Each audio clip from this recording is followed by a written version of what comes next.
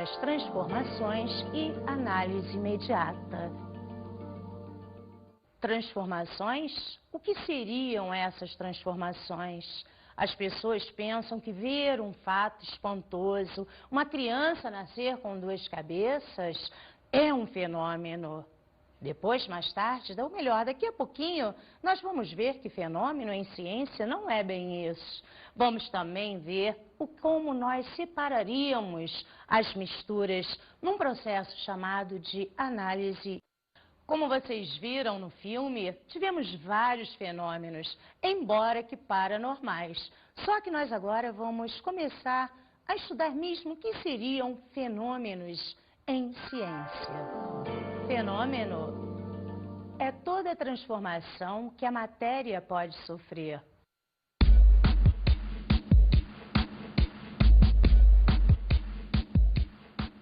Vamos ver agora alguns fenômenos. Vou pegar esse giz e olha o que eu vou fazer. Oh, que coisa espantosa! Para você pode parecer besteira, mas isso é um fenômeno. Note o seguinte, não houve transformação da matéria. Eu apenas quebrei o giz, mas o giz continua sendo giz. Vamos ver outro tipo de fenômeno. Vamos pegar o papel, vou riscar meu fósforo e vou acender. Estou observando o seguinte, está havendo outro fenômeno, só que diferente do primeiro. Notem que agora o fogo está transformando esse papel em cinza e fumaça. Isto é outro tipo de fenômeno. Vamos então ver os fenômenos que nós conhecemos. Os fenômenos se dividem em dois grandes grupos: fenômenos físicos e fenômenos químicos. Os fenômenos físicos, quando eu quebrei o giz, disse que era um fenômeno. Disse também que o giz continuou sendo giz. Isso trata-se de um fenômeno físico. Fenômenos físicos são aqueles que não alteram a natureza interna da matéria e não formam outras substâncias. Vamos ver agora dois exemplos de fenômenos físicos. Gelo transforma-se em água e vice-versa. Um copo que se quebra ao cair no chão também seria exemplo de um fenômeno físico. Agora vamos ver os fenômenos químicos. Fenômenos químicos são aqueles que alteram a natureza interna da matéria e formam outras substâncias. Como exemplos, podemos ver as explosões, a combustão do papel, como foi mostrado, e a formação da ferrugem. Nas explosões, como por exemplo, lá quando dinamita-se, né? Eu vou ter uma transformação da matéria. A combustão do papel, você viu que houve aquela transformação em cinzas e em fumaça. E, por exemplo, a oxidação de um pedacinho de prego. Se você deixar o prego sujeito ao nosso meio ambiente, com a chuva, ele vai sofrer oxidação e nós teremos ferrugem. Vamos ver agora os estados físicos da matéria. Nós temos o estado sólido, o estado líquido e o estado gasoso. No estado sólido, as moléculas estão bem juntinhas, dando-lhe forma e volume constantes. No estado líquido, as moléculas encontram-se um pouquinho mais afastadas, dando-lhe forma variável, mas o volume continua constante. Já no estado gasoso, as moléculas estão completamente afastadas, dando-lhe maior liberdade, isto é, você agora vai ter o estado gasoso tendo forma e volume variável. Vamos ver agora as mudanças de estado físico. A primeira vai ser a nossa fusão. é a passagem de uma substância do estado sólido ao estado líquido, pelo aumento da temperatura. E é fácil de observar. Pegue um gelo, coloque-o à temperatura ambiente. O que vai acontecer? Gelo é água no estado sólido. Ele vai se derreter, passando para água, estado líquido.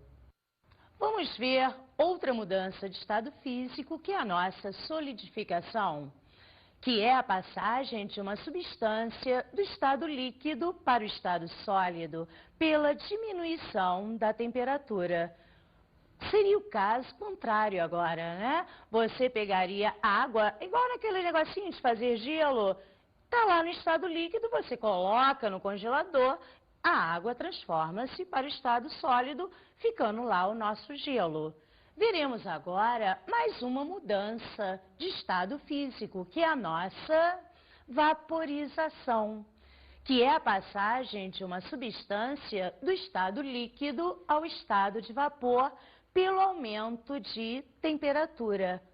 Fazem parte da vaporização a ebulição, a evaporação e a calefação. A evaporação é a passagem do estado líquido ao estado gasoso, lentamente, à temperatura ambiente. A evaporação acontece nas salinas. Deixa lá aquela água com sal, a água vai se evaporando lentamente e nós temos lá o nosso sal. Esse seria um exemplo de evaporação. Outro seria o varal. A roupa, quando nós lavamos e a colocamos para secar, a água sai do estado líquido e vai para o vapor lentamente. Na ebulição é diferente, nós vamos precisar de aumentar a temperatura. Não vai ser uma coisa natural igual na evaporação. Por exemplo, vamos pegar uma chaleira com água e colocá-la no fogão. Quando nós acendermos o fogo, a água vai começar a entrar em movimento, ou melhor, ela vai começar a ferver e você vai ter a passagem do estado líquido para o nosso estado gasoso com maior rapidez e não será natural. Portanto, vamos definir o que seria ebulição.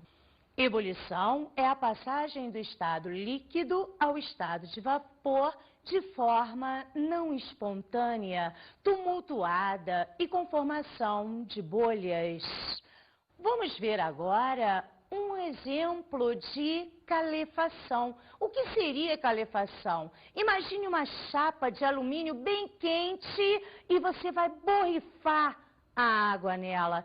De imediato, essa água sai do estado líquido rapidíssimo, instantaneamente, para o nosso estado de vapor. Então, vamos definir a nossa calefação.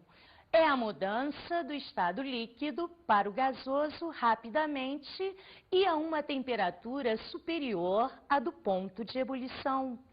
Agora vamos ver outro tipo de mudança de estado, que é a nossa condensação ou liquefação, que é a passagem de uma substância do estado gasoso para o estado líquido pela diminuição de temperatura. Não sei se você já observou, lá na sua casa, ao fazer o seu ranguinho, se você pegar a tampa da panela que está lá no fogo, você vai notar que ela tem gotículas. Isso quer dizer o seguinte, aquele vapor saiu, encontrou uma superfície mais fria e se condensou, transformando-se em líquido. Isso seria um exemplo de condensação. Também a formação das nuvens é um exemplo de condensação. Vamos ver agora outra mudança de estado físico, que é a nossa sublimação.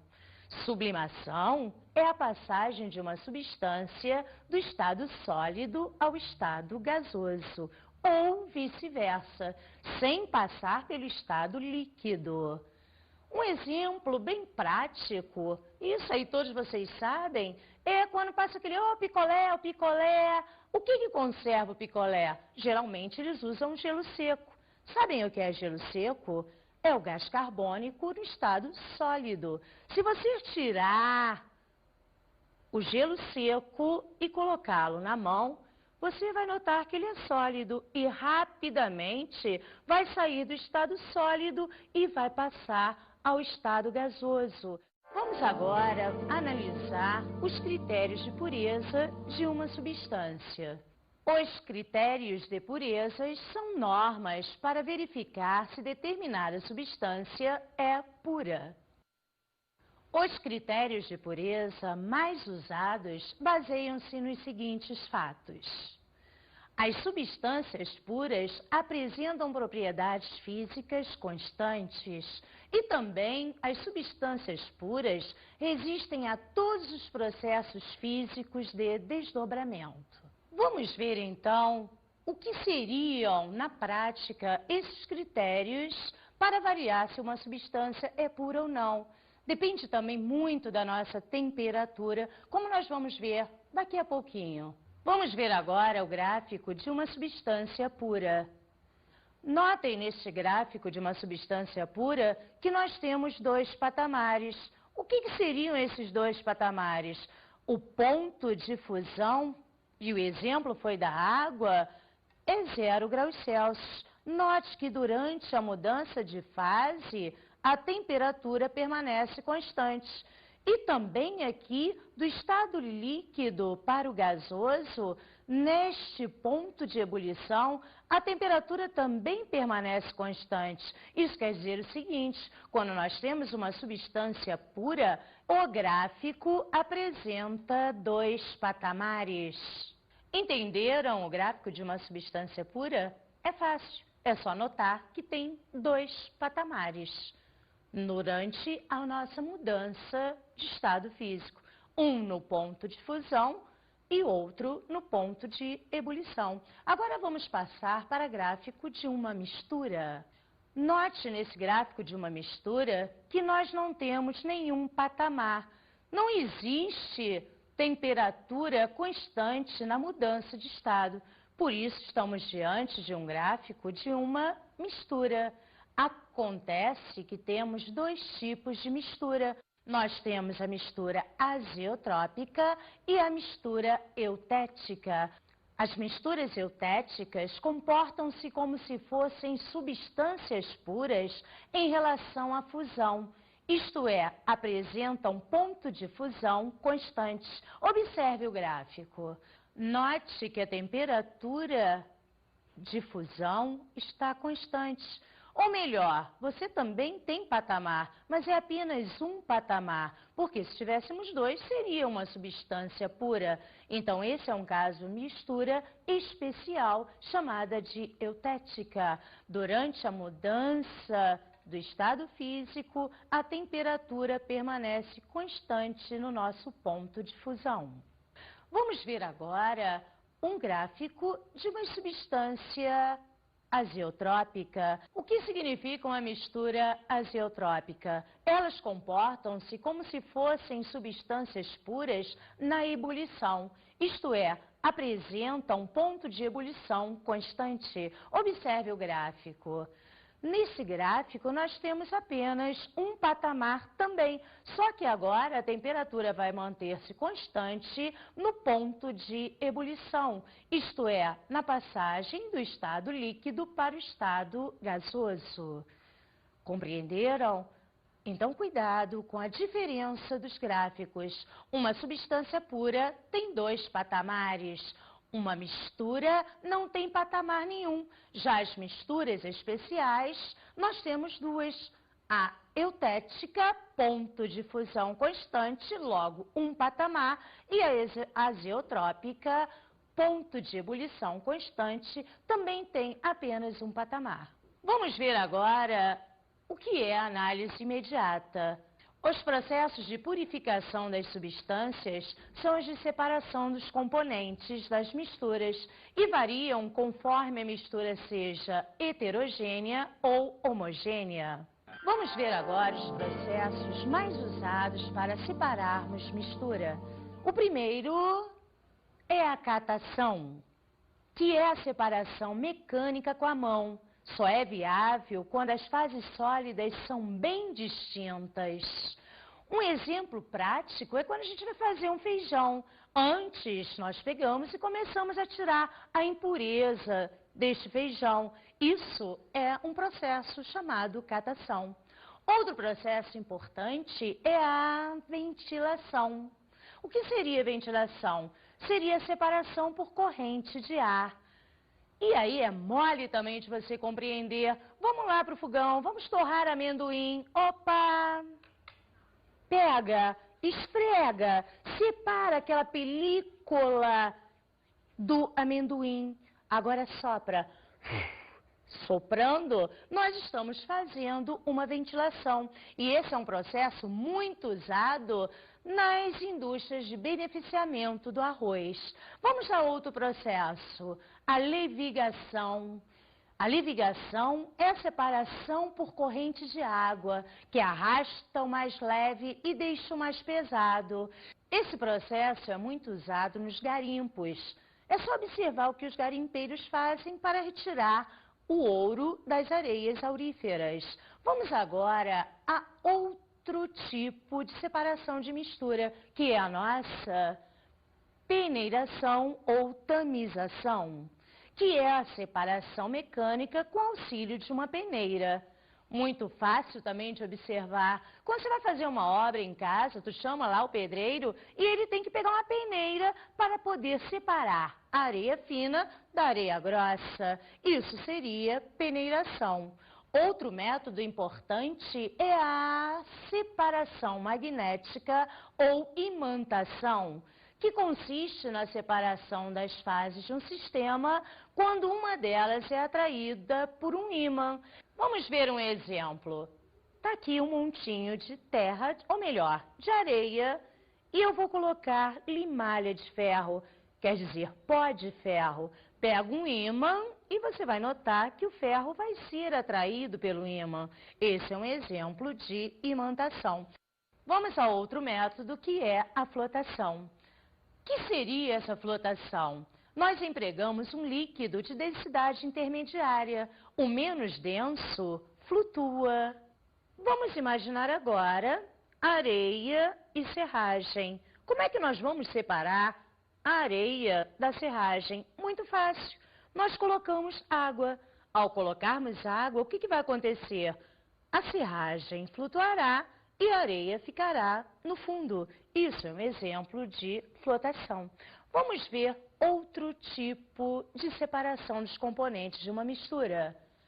Dissolução fracionada é o processo pelo qual se separam duas ou mais substâncias sólidas usando um líquido que dissolva apenas uma delas. Como exemplo, podemos ter uma mistura de sal e areia. O que nós fazemos? Colocamos água, a água vai dissolver o sal e a areia fica no fundo. Agora basta fazermos uma filtração, tiramos a areia e depois fazemos uma evaporação ou uma destilação simples. Por falar nisso, vamos ver o que é uma filtração. Filtração é usada em misturas heterogêneas de sólidos e líquidos. Um exemplo prático de filtração seria na hora de fazermos um café. Nós pegamos e colocamos, passamos o líquido por um filtro, onde esse filtro retém o pó e desce a parte líquida. Vamos ver agora o que é decantação. A decantação consiste em separar um líquido de um sólido ou líquidos não miscíveis, isto é, que não se misturam. Por exemplo, a água barrenta. Depois de um tempo, nós teremos a água acima e o barro embaixo. Vocês viram um dos tipos de decantação. Só que nós temos outro também.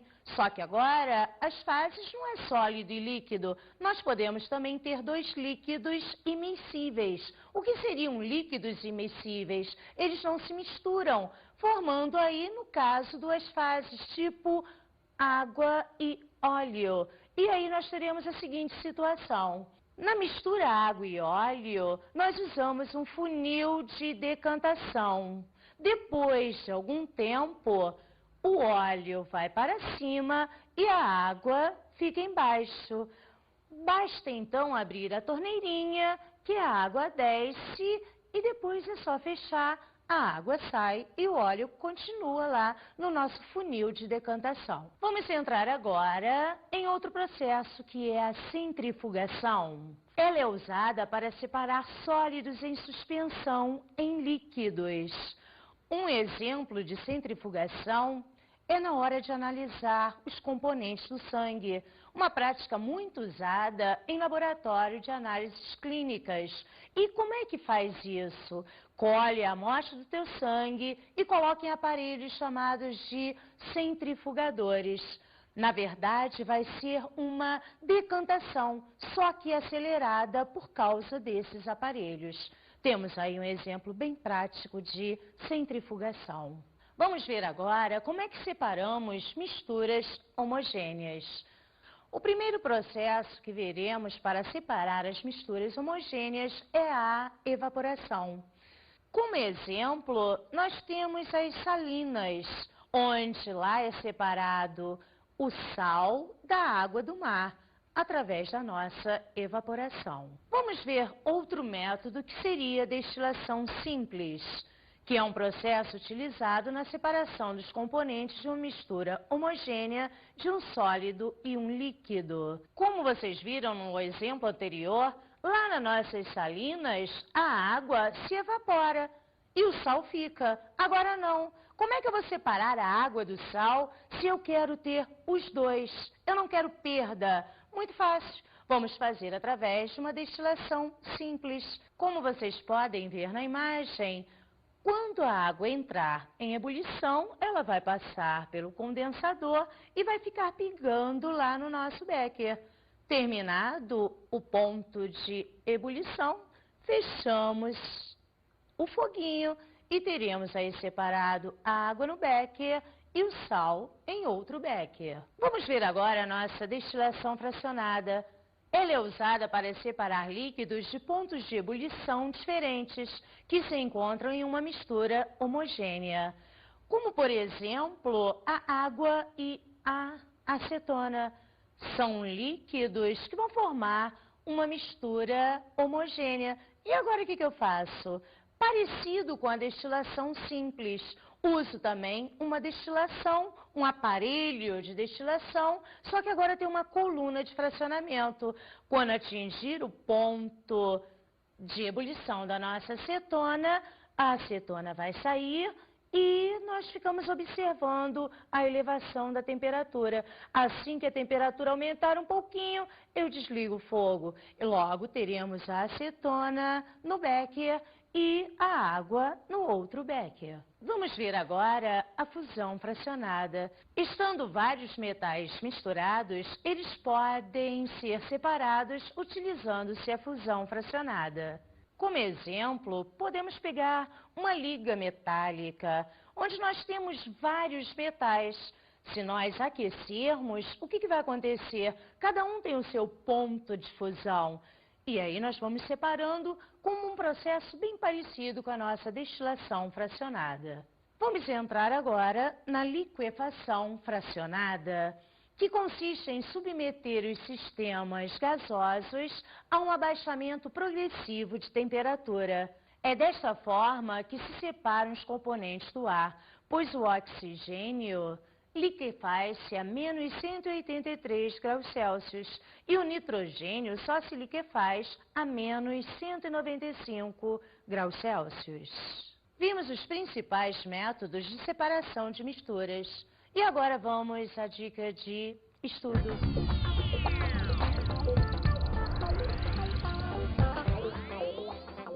Leia a parte teórica que está aí no livro e faça todos os exercícios.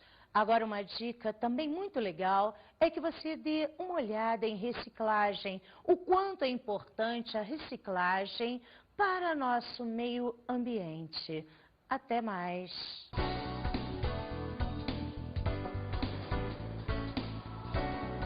Nesta aula estudamos as transformações e análise imediata.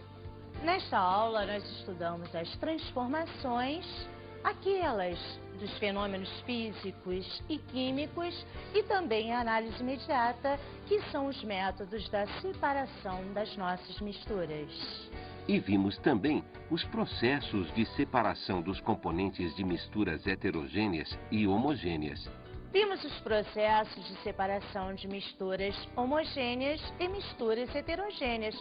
Vimos catação, levigação, destilação simples, destilação fracionada. Vimos um monte de processos. Outros também existem, mas hoje nós só pegamos os principais, o que interessam mais à nossa química. Bons estudos!